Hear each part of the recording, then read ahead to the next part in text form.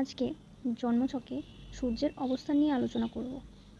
কোন কোন ঘরে সূর্যের অবস্থান আমাদের জীবনে কী কী প্রভাব ফেলে সেটা লাল গ্রন্থ অনুসারে কি বলা আছে সেটা আমরা আলোচনা করব। সূর্যদেবের কৃপাতেই এই পৃথিবীতে জীবনের বিকাশ ঘটেছে। আকাশের আলো, পৃথিবীর উত্তাপ, রাজা, তপস্বী, সত্যপালন, পরোপকার এবং প্রকৃতির অধিপতি এই সূর্য।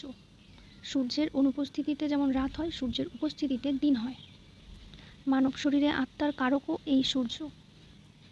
গুরুর জ্ঞান এবং ভাগ্যের ভিত্তি গড়ে ওঠে এই সূর্যদেবের দয়াতেই। সূর্যের থেকে আত্মসিদ্ধি, পিতা, মানসিক চিন্তা, মান সম্মান প্রভৃতির বিচার করা হয়ে থাকে। সরকারি কার্য, নিজের কাজ, শিক্ষা, অস্থিরোগ, হৃদয়ের গতি, ডান চক্ষু প্রভৃতির বিচার করা হয়।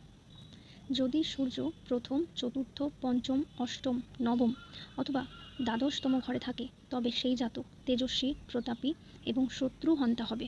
যদি অশুভ ঘরে থাকে তবে ক্রোধী, অন্যের অহিতকারী এবং প্রকৃত নীচ ব্যক্তি হয়। যখন কেতু প্রথম এবং ষষ্ঠ ঘরে থাকে তখন সূর্য অত্যন্ত ভালো ফল দেয়। মঙ্গল ষষ্ঠতম ঘরে থাকে এবং কেতু প্রথম ঘরে থাকে তাহলে সূর্য উচ্চে আছে বলে সেটা ধরা হয়। সূর্যের উপর শনির প্রভাব পড়লে সূর্যের প্রভাব দুর্বল হয়ে যায়, কিন্তু শুক্রের প্রভাব বৃদ্ধি পায়।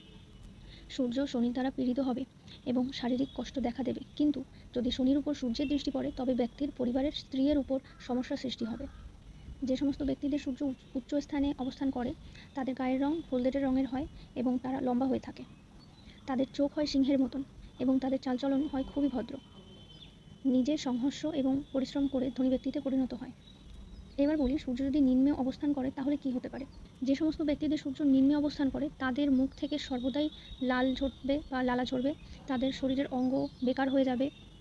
এমতো অবস্থা হলে গুড় খেয়ে জল পান করে তারপরে কার্য শুরু করুন।